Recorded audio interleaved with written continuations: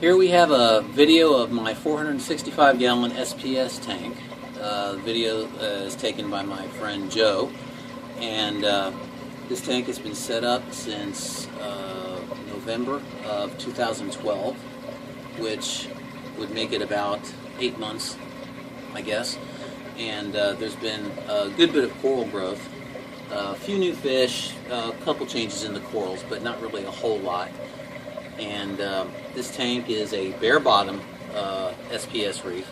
The bottom of the tank looks kind of dark. It's a hybrid PVC bottom. There's gray PVC on the top and then a half-inch layer of glass on the bottom. And I have a lot of in-tank flow, about 45,000 gallons an hour peak flow. Thanks to the 4 MP60s and 2 MP40 in-tank pumps. And so I never really have to clean the bottom of the tank. A little bit of detritus kind of accumulates maybe at the back left and back right corners, and that's easily siphoned out, but the tank actually stays quite clean.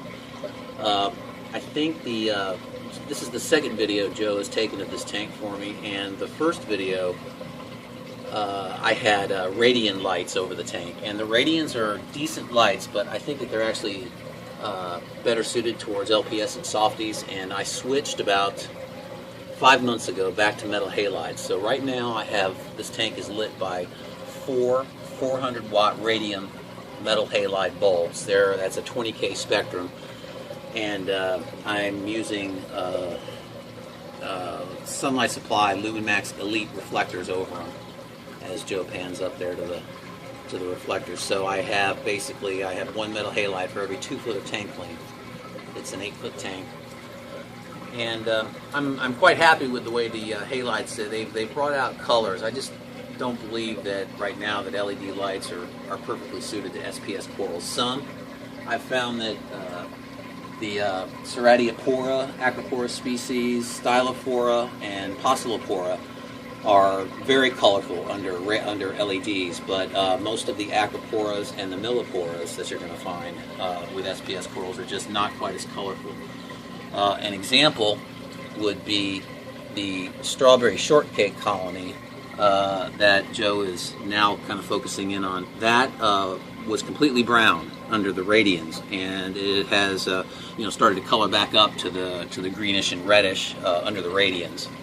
And if anyone is considering switching back to metal halides, if they are currently using the LEDs, you need to give it several months before you'll start seeing some color, because I'm still in the middle of some color changes with some of my corals right now. But there's no doubt that LEDs can grow corals, but some colors just aren't quite there yet. I really think that halides provide a better overall general light for SPS and SPS coloration versus LEDs right now. But that's just my own opinion. And I've got probably in the tank right now, probably about 30 fish. I have a harem of Bartlett's Anthias. I have a harem of, I'm not sure what are the other kinds. Joe, you've got some of these. What are the... Lyre-tail. Lyre-tail Anthias. Got about 5 tangs in here. I have a, not really a juvenile anymore, but maybe a young adult blue line angelfish. And then I have a small juvenile gold flake angelfish. And let's see, what else do I have? Believe it or not, I have a marine beta in here too that I have never seen, except for about 2 times. And also, I have a parrotfish that Joe's looking at. That's a Coy's parrotfish, and that is a reef-safe parrotfish.